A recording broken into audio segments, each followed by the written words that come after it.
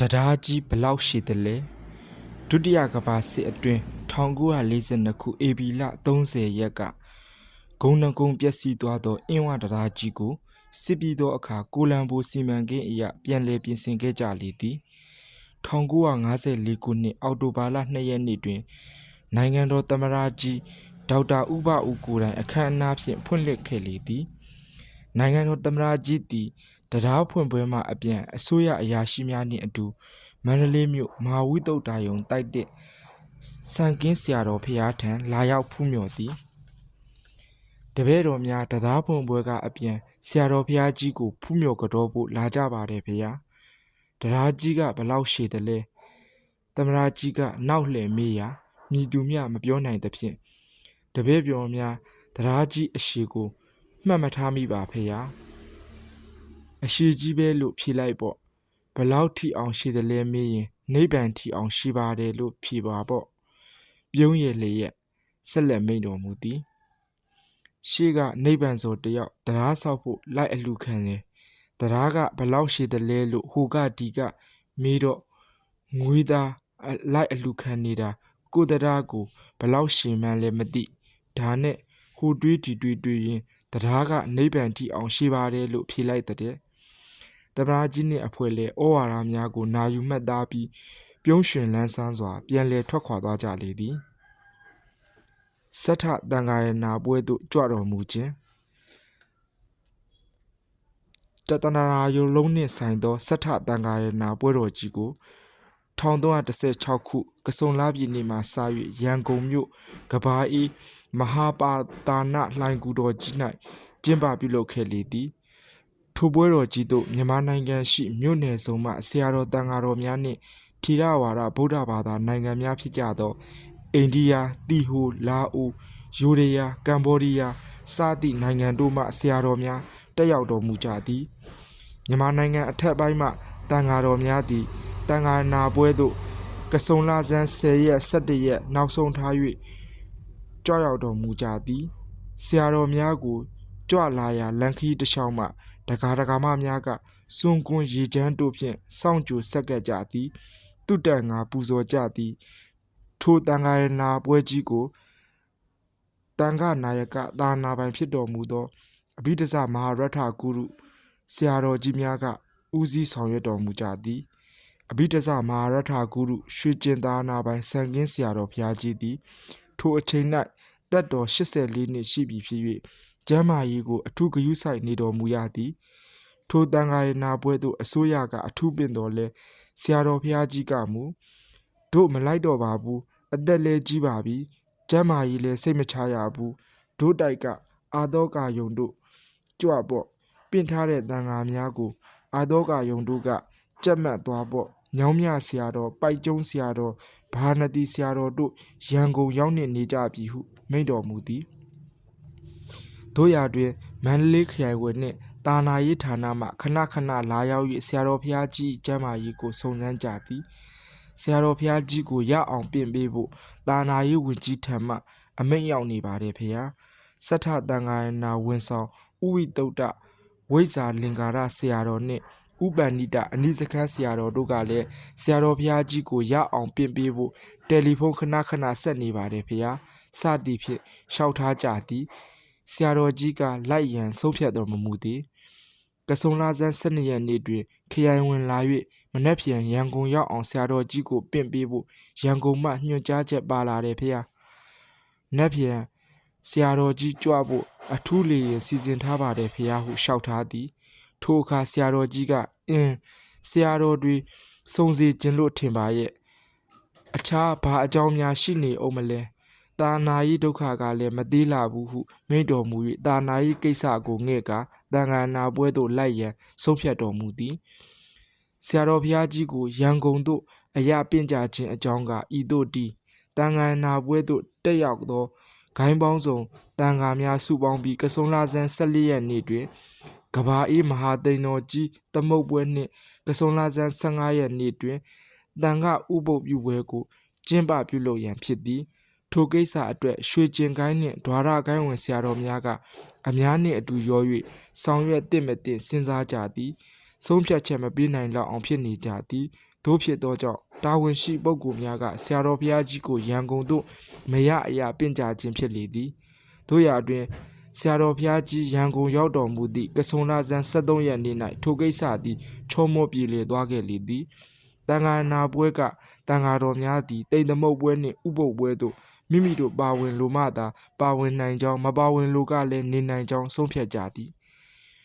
ဆရာတော်ဘုရားကြီးသည်ရန်ကုန်ရောက်သောအခါအစိုးရ၏အထူးပင့်ဆရာတော်တစ်ပါးအဖြစ်ဖြင့်တာနာရေးဌာန၏တာဝန်ယူဝတ်ပြုရာကုတ်ကိုင်းတာနာရိပ်သာတည်တံ့ကျောင်းဆောင်၌တဲခိုတည်င်းသုံးတော်မူသည်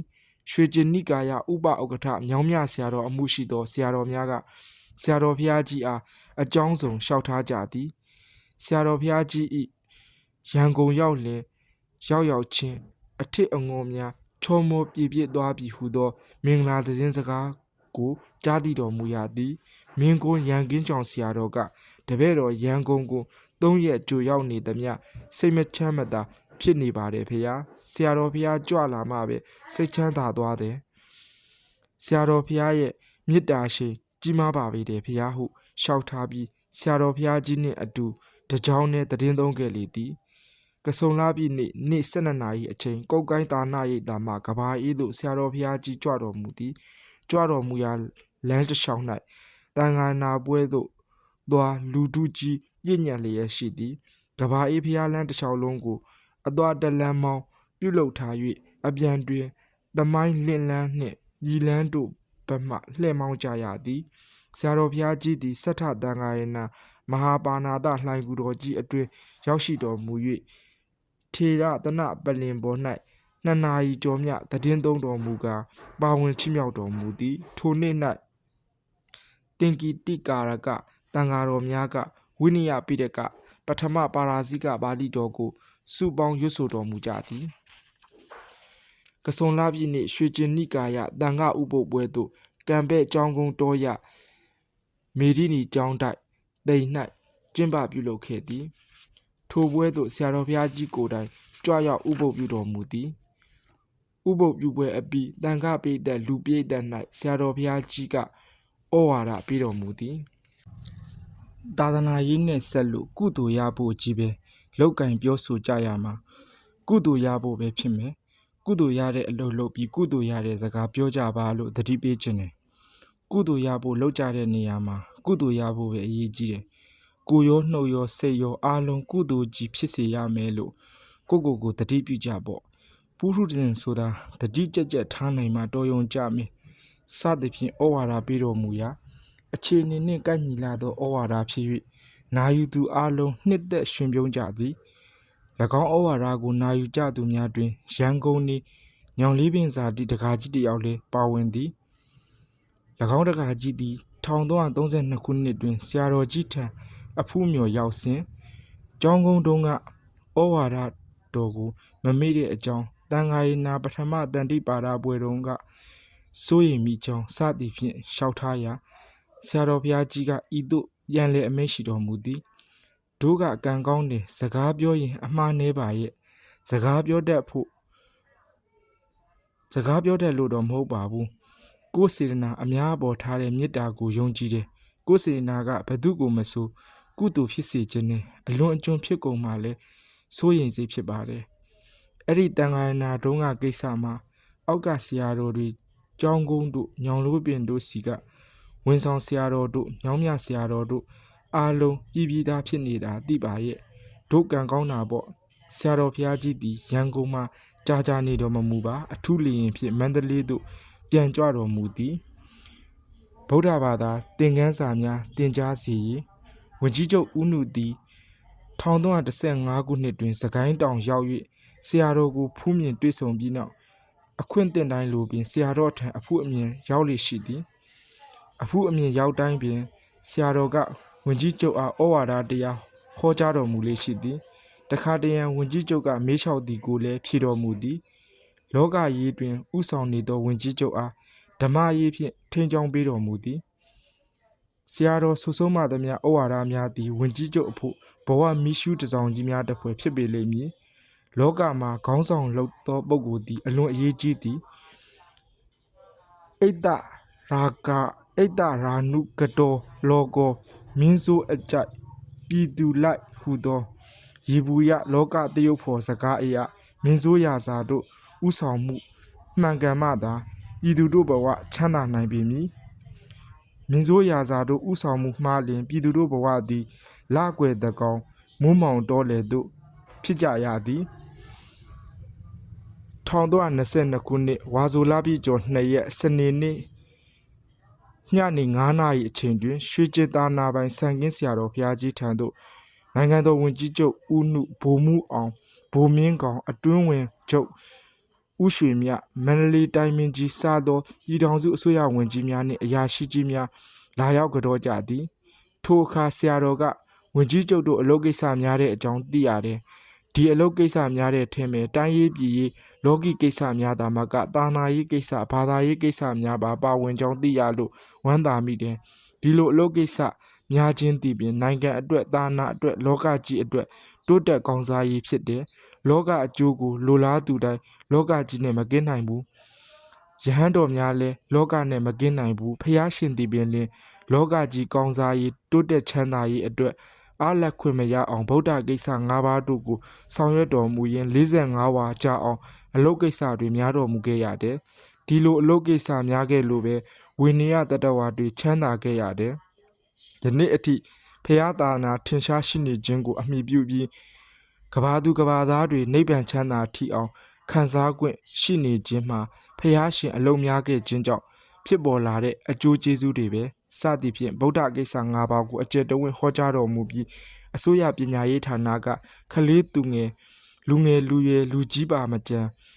ဘာသာယဉ်ကျေးမှုများရရှိစေရန်ဗုဒ္ဓဘာသာသင်ခန်းစာများကိုသင်ကြားပေးစေခြင်းကြောင့်ဖြင့်ဝန်ကြီးချုပ်ကိုတိုက်တွန်းတော်မူသည်ထို့နောက်ဝိသုဒ္ဓါယုံဂုဏ်တော်ဖွင့်နှင့်ဝိသုဒ္ဓါယုံယဉ်ကျေးမှုစာအုပ်တို့ကိုဝန်ကြီးချုပ်အားပေးလိုက်သည်ဝန်ကြီးချုပ်ကအတွင်းဝင်ချုပ်လက်သို့ပေးရင်ထိုကိစ္စကိုဆောင်ရွက်ရန်ချက်ချင်းတာဝန်ပေးအပ်လိုက်သည်အမတပနနိဗ္ဗာန်စီ1322ခုနှစ်ပြာသိုလဆန်း17ရက်အင်္ဂါနေ့နေ့လယ်12နာရီအချိန်နိုင်ငံတော်ဝန်ကြီးချုပ်ဦးနုသည်ဗိုလ်တင်မောင်ကြီးတို့နှင့်ပါဝင်သောအစိုးရအဖွဲ့နှင့်အတူယေရှုရှင်စံကင်းဆရာတော်ဘုရားကြီးထံအဖူးအမြော်အကတော့ရောက်လာကြသည်ထိုအခါဝန်ကြီးချုပ်ဦးနုကဆရာတော်ကျမ်းမာရေးဘလို့နေပါသလဲဖရာဟုကျမ်းမာရေးအခြေအနေကိုရှောက်ထားရာဆရာတော်ကခန္ဓာ၅ပါးရရှိကြသူတိုင်းဝေဒနာနဲ့မကင်းနိုင်ဘူးပေါ့အားလုံးလူတွေကျမ်းမာပါတယ်ဆိုပေမဲ့လည်းယောဂဝေဒနာအနည်းနဲ့အများတော့ရှိကြတာပဲဆရာဝန်ခေါ်ရတဲ့ဝေဒနာနဲ့ဆရာဝန်မခေါ်ရတဲ့ဝေဒနာလောက်သာကွာကြတယ်တို့ကိုကျမ်းမာရဲ့လားမေးတော့ဆရာဝန်ခေါ်လောက်အောင်ဝေဒနာမရှိသေးလို့ကျမ်းမာတယ်ပဲဖြစ်ရမှာပဲဟုမိန့်တော်မူပြီးဝန်ကြီးချုပ်အားတရားဆက်ဟောတော်မူသည်ဘယ်တော့ယောဂဝေဒနာကင်းစင်ပြီးကျမ်းမာရေးချမ်းသာရေးပြည့်ဝမလဲဆိုရင်နိဗ္ဗာန်ရောက်မှဝေဒနာအလုံးကင်းပြီးကျမ်းမာချမ်းသာနိုင်မယ်ဖျားရှင်ကိုတော်မြတ်ကြီးကဒုက္ခိတတရဝါဝေဒနာရှင်အတွက်နိဗ္ဗာန်ဈေးကြီးခင်းကျင်းထားတော်မူခဲ့တယ်နိဗ္ဗာန်ဈေးကြီးကမသေးဈေးကိုရွှေငွေစားတဲ့လောကီဥစ္စာနဲ့ဝယ်လို့မရဘူးကံတီးဟူသောအဖို့အခါပေးမှသာရနိုင်တယ်ဗျာတိတံဇနတံဒိဋ္ဌဝါအမတပနံပတာရတိကာမိနတံကိနိတဝါနအမတံပိဝေထဘိကဟောဗျာတိတံဝေနာနှိမ့်ဆက်အပ်သောဇနတံတရဝါအပေါင်းကိုဒိဋ္ဌဝါမြင်တော်မူ၍အမတပနံနိဗ္ဗာန်ဈေးကြီးကိုပတာရေဖြန့်ခင်းတော်မူ၏ကာမိနကုသိုလ်ကံဖြင့်တန်ထိုဈေးကိုကိနိတဝါနဝယ်ယူကုန်သောဘိကဝောယဟန်တို့တုံမေတင်တို့သည်အမတန်မသေးဈေးကိုပိဝေထတောက်ကြကုန်စသည်ဖြင့်၎င်းကာထာ၏အဓိပ္ပာယ်ကိုအကျယ်ချဲ့၍ဟောတော်မူသည်တရားဟောပြီးနောက်ဝန်ကြီးချုပ်ကအများကတပည့်တော်ကိုဝန်ကြီးချုပ်ဆိုတော့နိုင်ငံခြားစီကောင်းဝါကောင်းတွေစားနေရမှာပဲဒါကြောင့်ကျမ်းမာနေတာပဲလို့ထင်ကြပါတယ်တပည့်တော်စားတဲ့စီကနိုင်ငံခြားစီမဟုတ်ပါရှေးဆရာကြီးများဖော်ဆက်ထားတဲ့အာယုဝထနစီဖြစ်ပါတယ်ဖေယားဆရာတော်ဖျားနဲ့တင့်တော်မယ်ဆိုရင်စီရောစီနီးပါလှူဒန်းပါမယ်ဖျားဟုလျှောက်ထား၍အောက်ပါစီနီးကိုလှူဒန်းခဲ့သည်အာယုဝဒနဆေးကြော1ငှက်တိုက်တစ်ချက်သား2ကြံသွေးတစ်ချက်သား3ငါးကြီးအံဘတ်တစ်ချက်သား4ကြောက်သွေးတစ်ချက်သား 5ဆက်ချိုနုတစ်ချက်သား6ကုံကုမန်တစ်ချက်သား9ဘုံမရာဇာ40သား8ပြားရည်25ချက်သား၎င်းဆေး10မျိုးကိုတန့်စင်သောအိုးတစ်တွင်ထည့်၍ရာဇာမှတ်ခါပိတ်ဖြူမူသေးဖြူခင်းပြီးတန်ဗုတ်တေခါထား1000စုပ်ခါဇီးသားရောက်မှနှင့်မှွေပေးပါဟုသည်မူကောင်းပါလျက်လူမကောင်း၍1323ခုနှစ်ပြာသိုလပြည့်ကျော်15ရက်နေ့တွင်ဝင်ကြီးချုပ်နှင့်အစိုးရအဖွဲ့ဝင်များစံကင်းဆရာတော်ဘုရားကြီးထံလာရောက်ဖူးမြော်ကြောကြသည်ထိုနေ့ညနေ4နာရီမထိုးမီ15မိနစ်အလိုတွင်တာနာရေးဝင်ကြီးဥပစောနှင့်လူတုဥလာတို့ဝင်ကြီးချုပ်အရင်ကြိုတင်ရောက်ရှိလာကြသည်ထိုအချိန်ကတန်ခမှတ်ပုံတင်ကိစ္စနှင့်ပတ်သက်၍အစိုးရစီမံဆောင်ရွက်နေသောအချိန်ဖြစ်သည်အရင်ရက်များကတာနာရေးဝင်ကြီးဆရာတော်ထံရောက်ရှိရာတန်ခမှတ်ပုံတင်ကိစ္စနှင့်ဆက်၍ဆရာတော်၏အလိုဆန္ဒကိုပွင့်ပွင့်လင်းလင်းအမိန့်ရှိလိုက်ပြီးဖြစ်သည်ယခုအချိန်ရောက်ရှိလာရာ၌တာနာရေးဝင်ကြီးကဆရာတော်ဘုရားကြီးကဩဝါဒပေးလိုက်တဲ့အတိုင်းဝင်ကြီးချုပ်ကိုပြန်ပြီးအစီရင်ခံပြီးဖြစ်ပါတယ်ဖေဟာစသည်ဖြင့်လျှောက်ထားသည်ထိုအခါဆရာတော်ကဒီကအလိုဆန္ဒကိုအားလုံးပြောပြီးသားဖြစ်လျက်နဲ့တာနာရေးဝင်ကြီးတို့နောက်ထပ်လာနေကြသေးတယ်ဂျပန်ခေတ်ကဓမ္မခရိကအဖွဲ့ထဲပါဖို့မိမိတို့အဖွဲ့ထဲပါဝင်ရင်ပတ်စ်လက်မှတ်ရမယ်စသည်ဖြင့်ဝါဒဖြန့်စည်းရုံးခဲ့ကြတယ်ဒီအကြောင်းယဟန်ဝတ်နေတဲ့ဝစ်လုံဥဆန်ဝါကစီရှင်ဆရာတော်ကိုလျှောက်တော့စီရှင်ဆရာတော်ကအဲ့ဒါအလုံးမရှိလို့ဘုန်းကြီးတွေအလုံးရှာကြတာလို့ပြောရာဥဆန်ဝါကဟုတ်တယ်ဖေဟာဟုတ်တယ်ဖေဟာလို့လျှောက်ထားတယ်ဟုအမိန့်ရှိပြီးနောက်အောက်ပါစကားကိုဆက်လက်မိန့်ကြားတော်မူသည်အင်္ဂလိပ်လက်ထက်ကဝိနိတာနာမှာအစိုးရဥပဒေများရဲ့အလွှမ်းအမှုကိုခံခဲ့ရတယ်အင်္ဂလိပ်မရှိတော့နောက်မှာလဲအင်္ဂလိပ်ဥပဒေကိုအသာထားပြီးဆက်လက်ဆောင်ရွက်ခဲ့ကြတယ်တာနာတော်နဲ့ဆန့်ကျင်ဘက်အချို့ဥပဒေများကြန့်ရှိနေသေးတယ်တာနာတော်မှာအမှုကိစ္စဖြစ်ပေါ်လာရင်ဖြေရှင်းဖို့ဖျားရှင်ဝိနည်းဥပဒေများအလုံးထားရှိပြီးဖြစ်တယ်တာနာရေးဝင်ကြီးများကိုယ့်အလုပ်မှုတ်စီကမူကိုယ့်တာနာအတွက်ကိုယ့်အလုပ်ကိစ္စလို့ဆောင်ရွက်နေကြရအချို့မှာရည်ရွယ်ချက်ကောင်းပါလျက်အလုပ်လုပ်ပုံမကောင်းလို့မကောင်းဖြစ်သွားရတယ်မူကောင်းပါလျက်လူမကောင်းလို့အလုပ်မကောင်းဖြစ်သွားရတယ်မှတ်ပုံတင်ကိစ္စမှာရဟန်းဆိုးများမရှိရန်ဆိုတဲ့ရည်ရွယ်ချက်ကတော့ကောင်းပါရဲ့လုပ်ကုန်မကောင်းလို့လုပ်တဲ့လူများအပေါ်အပြစ်ရောက်တတ်တယ်အဲ့ဒါရိပ်မိသွားဟန်တူပါရဲ့နောက်ထပ်လုပ်တယ်မကြားရဘူးထိုအခါတာနာရေးဝင်ကြီးကအဲ့ဒီကိစ္စရပ်ဆိုင်းထားပါတယ်ဖရာဟုလျှောက်တယ်ထိုအချိန်၌နိုင်ငံတော်ဝင်ကြီးချုပ်ဦးနုသည်တစ်တော်ဌာနဝင်ကြီးတခင်တင်မောင်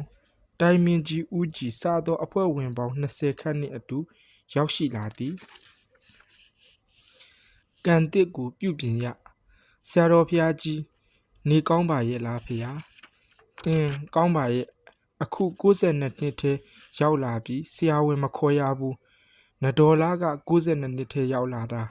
စားနေကြဆေးများပဲစားနေတယ်ဗီတာမင်ဆေးများဟာအဖျားယောဂါတို့ဘာတို့မဖြစ်အောင်ကာကွယ်နိုင်ပါတယ်ဖေဟာအဲ့ဒါဖုံးပြီးရင်တင့်တော်ပါတယ်ဖေဟာ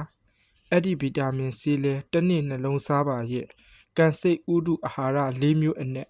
ကံဟောင်းကိုမပြုတ်ပြင်နိုင်ပေမဲ့ကံတစ်ကိုတော့ပြုတ်ပြင်ကြရတယ်စိတ်လဲထို့အတူပဲငယ်ငယ်တုန်းကစိတ်တွေအသက်ကြီးလာတော့ကောင်းအောင်ပြုတ်ပြင်နိုင်တယ်ဥဒုအာဟာရတို့ကပိုထင်ရှားတယ်ဝင်ကြီးချုပ်တို့ကိစ္စအမျိုးမျိုးဆောင်ရွက်နေနိုင်တာကျမ်းမာလို့ဖြစ်မှာပေါ့နိုင်ငံခြားသွားရတာအပင်ပန်းဆုံးပါပဲဖေဟာသူတို့ကပြကျင်တာတွေများလွန်းတော့ကြည်ရသွားရလာရတာတိတ်ပင်ပန်းပါတယ်ဝင်ကြီးချုပ်အားကံအကြောင်းနှင့်ပတ်သက်၍ဆရာတော်ကဤသို့ဆက်လက်အမိန့်ရှိတော်မူသည်တခါစဉ်းစားကြည့်မိရင်ကံတရားဟာတကားဘာလုံးမှာရှိတဲ့လူတွေတယောက်နဲ့တယောက်မတူအောင်စီမံထားတယ်တူတဲ့နေရာတူပေမဲ့မတူတဲ့အရာတွေကလည်းအများကြီးရှိတယ်ဒါကြောင့်ဖျားရှင်ကကာမန်သက်တီဝိပစ္စတိလို့ဟောတော်မူခဲ့တာပဲမိမိကိုမကောင်းအောင်လုပ်တာဘာတူလဲမိမိအလုပ်ကိစ္စမိမိကပဲဘေးရန်အန္တရာယ်တွေဖြစ်အောင်ဘာတူလုပ်တာလဲမိမိကံကလုပ်တာပဲဥပမာအေယာဝတီမြစ်ကြီးရှိတယ် ဒီမြစ်ကြီးကကုန်းမော်နေတဲ့လူကိုရေနစ်အောင်မလုပ်နိုင်ပါဘူးမြစ်ထဲဆင်းတဲ့လူကိုသာရေနစ်စေနိုင်တယ်ဒီအတိုင်းပဲဘေးရန်အန္တရာယ်တွေရှိပေမဲ့လည်းလူကောင်းအလုတ်ကောင်းလုပ်သူကံကောင်းရှိသူဘေးရန်တရမဖြစ်နိုင်ပါဘူးကံကောင်းမရှိသူသာဘေးရန်ဖြစ်နိုင်တယ်ဒါကြောင့်မကောင်းကျိုးကိုဖြစ်စေတတ်တဲ့မိမိရဲ့ကံညံ့ကံယုံများကိုသာကြောက်เสียလိုတယ်ဘေးရန်အန္တရာယ်တွေကြောက်เสียမလိုပါဘူးကုသလအနာဝိဇ္ဇဒုက္ခဝိပါကလက္ခဏာကုသိုလ်ဆိုတာအပြစ်မရှိချမ်းသာတဲ့ကောင်းကျိုးကိုပေးနိုင်တယ်တဲ့ထို့အတူပဲအကုသလတာဝိဇ္ဇဒုက္ခဝိပါကလက္ခဏာအကုသိုလ်ကအပြစ်နဲ့တကွာဆင်းရဲတဲ့မကောင်းကျိုးကိုပေးနိုင်တယ်အဲ့ဒီဆင်းရဲတဲ့မကောင်းကျိုးဖြစ်တဲ့ဘေးရန်အန္တရာယ်တွေမရောက်နိုင်အောင်ကောင်းကျိုးပေးနိုင်တဲ့ကုသိုလ်တွေကြိုးစားရမယ်ခုခေတ်ဘေးရန်အန္တရာယ်တွေကများလွန်းလို့အန္တရာယ်ကင်းပရိများရွတ်ဖက်ကြတယ်ဒုတိုက်ကလည်းပရိယပရိပတ်မြင့်မြတ်တဲ့တာနာအလုပ်တွေအားထုတ်နေလို့မိမိတို့အတွက်ဘေးရန်အန္တရာယ်မဖြစ်ဘူးဆိုတာယုံကြည်တယ်ဒါပေမဲ့ကဘာသူကဘာသားတွေချမ်းသာအောင်မေတ္တာထားပြီးယနေ့တန်ဃာတော်တွေပရိကြီး73နဲ့ဥပ္ပါဒတန်တိကျမ်းကိုရွတ်ဖက်ကြတယ်ဝကြီးကျုပ်နှင့်အဖွဲ့များအားဥပ္ပါဒတန်တိကျမ်းစာအုပ်ဝေငှတော်မူသည်ဂျိုတွေပူးတာနဲ့ဘေးဥပတ်ဖြစ်ပါသလားဂျိုတွေပူမပူ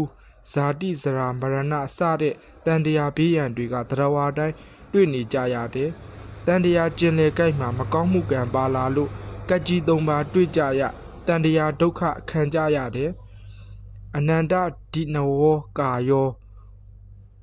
ဝိတရုခတမှုပမောအာဝါသောတပ္ပရောဂာနံ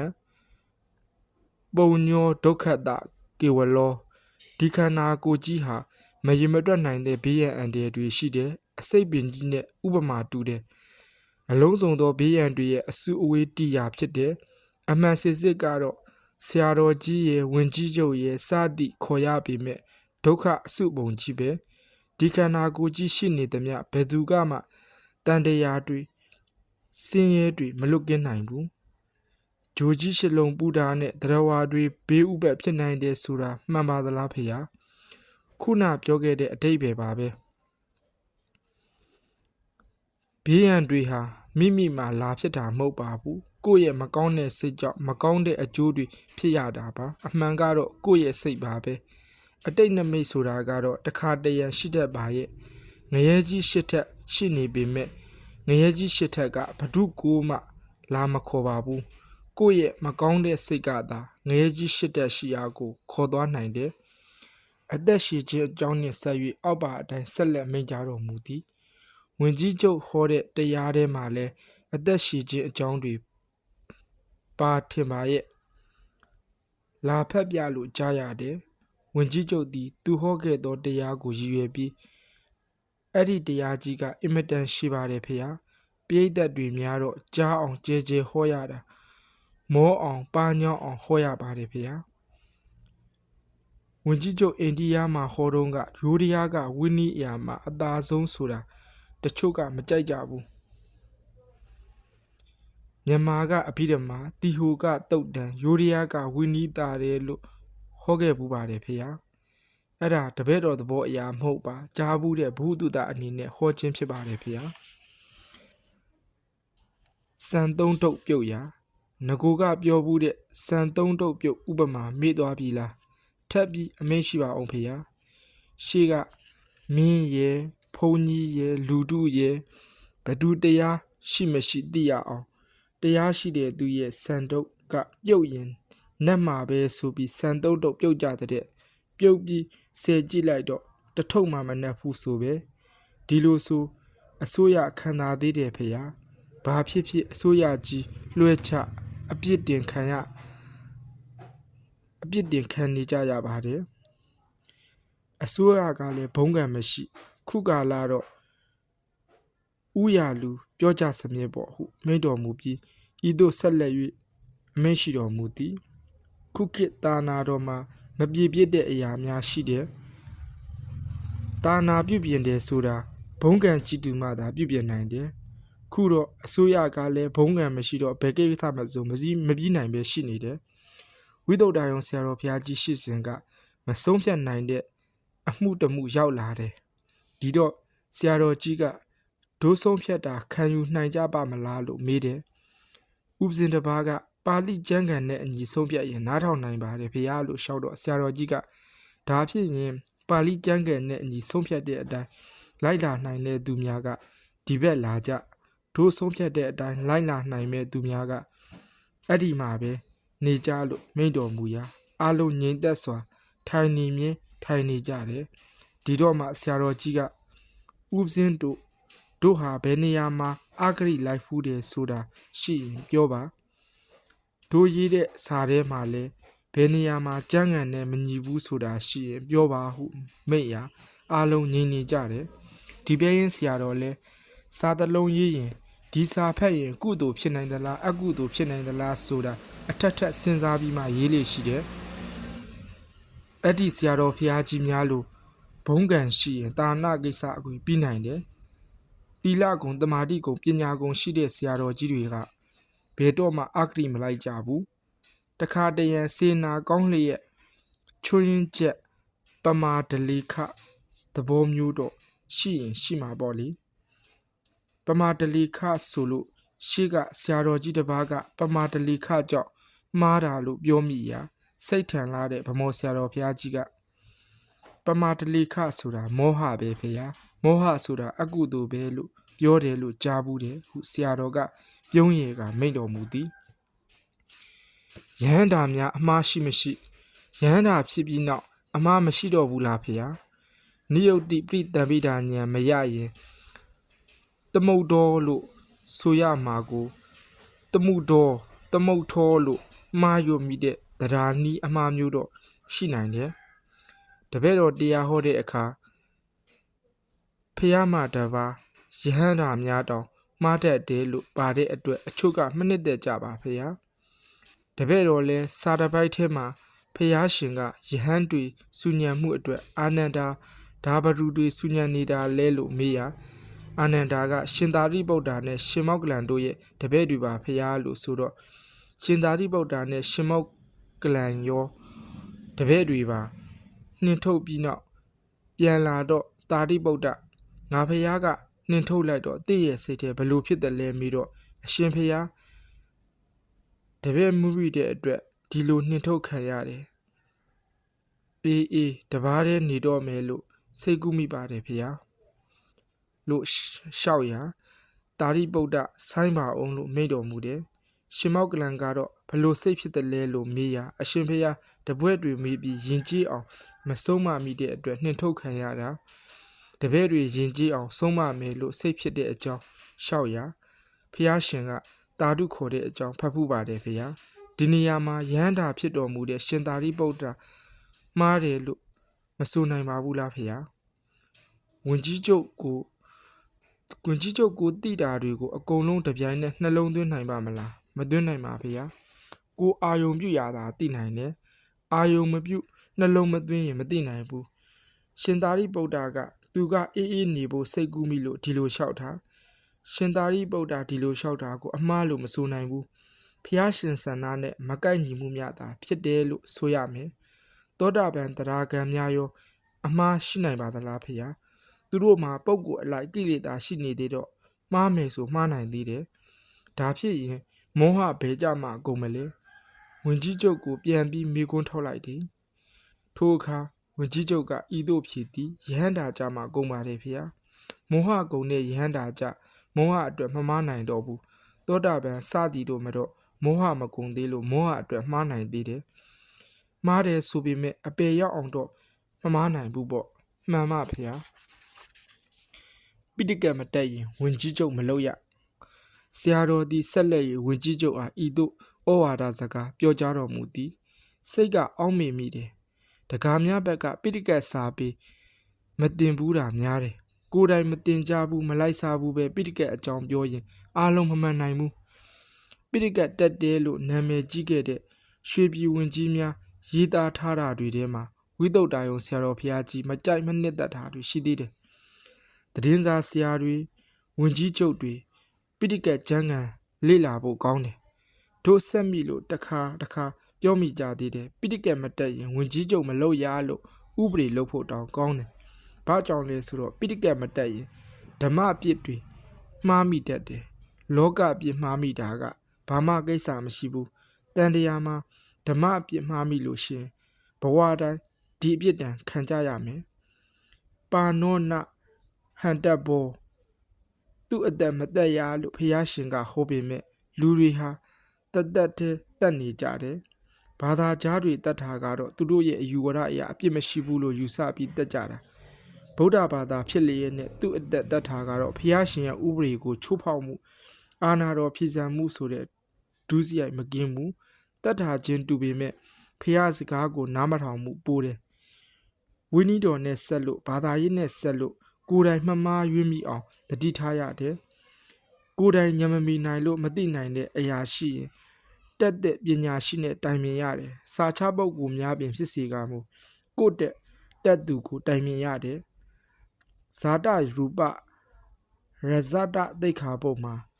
အချို့ဘုန်းကြီးများကငွေဆက်ကူကိုရွှေငွေအစစ်မဟုတ်လို့ကင်ကောင်းတယ်လို့ယူဆကြတယ်။ဒါရွှေငွေမဟုတ်ပဲဒါရွှေငွေမှမဟုတ်ပဲစက်ကူကိုကနန်းထိုးပုံနှိပ်ထားတာပဲဘာလို့မကင်ကောင်းစရာရှိလဲလို့အချို့ဘုန်းကြီးများကညင်းဆိုကြကြောင်းမြောင်းမြဆရာတော်ပြောဘူးတယ်အမှန်ကတော့ငွေစက်ကူမဆိုထားနဲ့တရေပြားတစ်သားပြားဖြစ်စီကမူသုံးဆွဲခွင့်အမိန်တစိ့ခက်နှိပ်ထားရင်ရဟန်းတော်များမကင်ကောင်းဘူးဝိသုဒ္ဓယုံဆရာတော်ကြီးသာခုရှိနေမယ်ဆိုရင်ဇာတယူပရာဇတပ်ပပရိကဟာနောရွှေငွေဒင်းငါပတ်စံငွေဆက်ကူကိုကင်လေးရှိသည်ဟွန်တိဖြစ်၏လို့အနက်ပေးတော်မူမှာပဲဝင်ကြီးချုပ်တို့သာနာရေးဝင်ကြီးတို့စတဲ့အစိုးရအဖွဲ့ဝင်တွေတိုင်းပြည်ခေါင်းဆောင်တွေဟာသာနာပြုတကားတွေဖြစ်နေလို့အရာရာမှာသာနာကောင်းစားဖို့အမြဲစိတ်သက်ရှိကြတယ်အားလျော်စွာသာနာရေးကိစ္စများဆောင်ရွက်ကြလိမ့်မယ်လို့တို့ယုံကြည်မိတဲ့အတိုင်းဆောင်ရွက်နိုင်ကြပါစေကုန်သတည်းအားလုံးသာဓုခေါ်ကြသည်ဆရာတော်သည်ဩဝါဒပေးပြီးနောက်ညောင်ရွှေကန်ကြီးပရိယတ္တိစာဆောင်ကိုဝင်ကြီးချုပ်ဖတ်ရှုကြည်ညိုနိုင်ရန်ပေးတော်မူသည်ဝင်ကြီးချုပ်ကစာအုပ်ကိုဟိုတီတီလှန်ကြည့်ပြီးရှမ်းပြည်မှစော်ဖွားများရှိတဲ့အတွက်ပြည်မမှာလိုတာနာရောင်တောက်ပြောင်နေပါတယ်ဖရာဟုရှောက်ကြပြီးနောက်ဆရာတော်များကိုခွင့်ပန်၍ညနေ9:10 မိနစ်အချိန်တွင်ပြန်လည်ထွက်ခွာသွားကြလေသည်